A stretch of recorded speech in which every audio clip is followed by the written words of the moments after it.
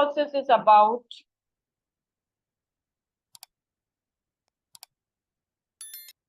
define scope process.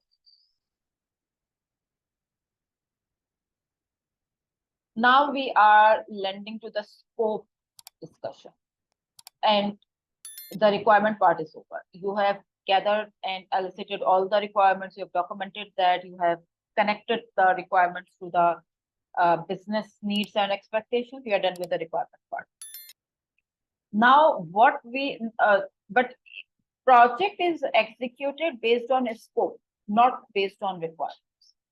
And a scope is created on top of requirements. So if I write it down this way, the requirements would have two major categories. The requirements which are going to be done,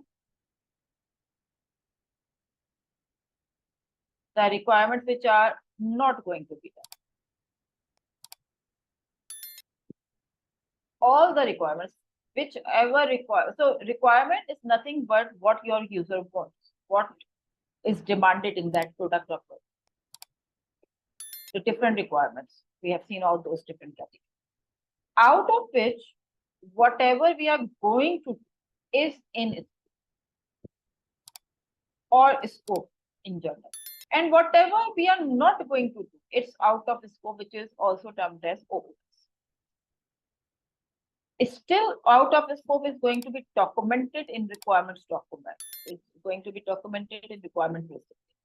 Just because of the reason that you are not including it within the boundary of the scope, is not going to disqualify it as a requirement. Right? And somebody has rightly said that in scope is like just drawing your boundaries around all the gathered requirements. So scope is nothing but the agreed upon requirements which are going to be worked upon in the project. That's it. And whatever work needs to be done to get that deliverable and product and services and results for those features and deliveries. Right? In the more simplest form, I can explain the scope coming out from the requirement system. Now the bigger conversation is how to decide which requirement to be done, which requirement not to be done, which requirement is important, which requirement is not important. Again, there your requirement traceability metrics can be very helpful, because that would connect certain requirements to the business objectives and business needs and expectations, which automatically would be help in prioritization. Because certain objectives are more prioritized than the other objectives in the project charter or project vision state. Certain requirements are just like they are debatable. At times it's and requirements and priorities can be changed throughout the project, right? Based on the changing different business needs, based on the changing environmental factors, based on the changing mindset of the customers and all. That's a separate conversation. Based on that, changes at a more strategic level, your in scope can change, cannot change, can stay static. I mean, this is not what we are talking about.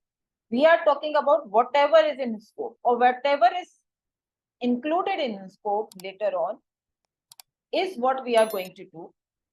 And whatever is out of scope, at times something is in scope initially and later on it gets out of scope. And vice versa is also a possibility.